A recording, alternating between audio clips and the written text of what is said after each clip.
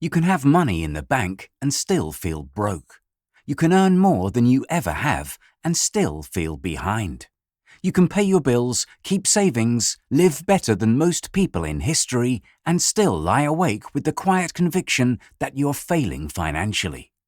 And here is the strangest part. The feeling can be real even when the facts refuse to back it up. For most of human history, feeling poor and being poor were roughly the same thing. If the harvest failed, you were hungry. Money was supposed to make things clearer. A number in an account, either enough or not enough. You would think a number cannot lie to you. But somewhere between the account and your feelings about it, something goes wrong. Your financial life is not only what you have. It is also what your mind believes that number means. And for a growing share of people, that belief is bent out of shape. They look at real progress and see failure. They check their balance and feel panic, shame, or pressure. Not because they are ruined, but because their brain has learned to see money through a broken mirror. This has a name now: money dysmorphia.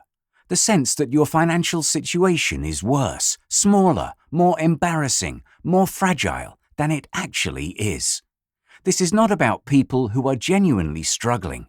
Debt, rising costs, low wages, unstable work, all of that is painfully real, and no mindset trick makes it disappear. Money dysmorphia is something else. It's when your perception detaches from your reality. You are doing okay, but you feel poor. You are safer than you were 5 years ago, and your nervous system still behaves as if disaster is parked outside the door. It is financial anxiety wearing the mask of logic. You tell yourself you are just being realistic. Often, you are not being realistic. You are being afraid. And fear is remarkably convincing when it speaks in numbers. So where does a distortion like this come from? The first answer sits in your pocket. You open your phone on an ordinary evening. Someone is buying a house. Someone is boarding a flight to the Maldives. Someone claims 6 figures in a month. Someone quit their job at 27. And someone informs you calmly that if you are not financially free by 30, you are doing it wrong. You know some of it is exaggerated, rented, financed, or staged. That knowledge should protect you. It does not, because the brain does not fully file social media under fiction. It files repeated exposure under normal. See luxury every day and luxury starts to feel average. See extreme success every day and ordinary progress starts to look like standing still. That is the real damage of modern money content. It does not just show you wealth. It quietly rewrites your definition of normal, and once normal becomes unrealistic, your actual life starts to look broken. Someone who once felt proud saving a few $1,000s now feels ashamed because a stranger online claims 100,000 by 25. And notice what you are measuring yourself against, not reality. A curated economy of attention, and attention pays for extremes. Nobody goes viral for saying they have a normal job, save a little, and are slowly getting better, which may be a healthier financial life than half the luxury content online. But comparison alone does not explain the deepest version of the problem. Here is a question worth sitting with. Why does reaching your goal never feel the way you thought it would? You told yourself that once you made a certain amount, you would feel okay. Then you made it. And instead of relief, your mind said, actually, now I need more. The new number became the minimum. You reached that too. The target moved again. Safety is always one raise away, one client away, one better month away. And every time you arrive, your brain updates the fear. What is happening here is a quiet confusion between financial security and emotional certainty. Money can buy the first. It cannot buy the second. Even the rich fear loss. Plenty of high earners feel one mistake away from collapse. If the real wound is fear, more money does not heal it. It gives the fear more to protect. For many people, that wound is old. If you grew up around financial stress, fights about bills, adults who were permanently worried, the phrase "we cannot afford that" repeated like a family motto, then your nervous system may have learned early that money means danger. Decades later, the situation improves and the body does not believe it. You save and still feel unsafe. You spend and feel guilty.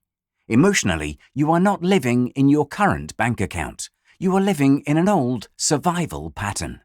Which is why some people cannot enjoy progress at all. They do not feel proud. They feel suspicious. They wait for the emergency, certain the good period will end.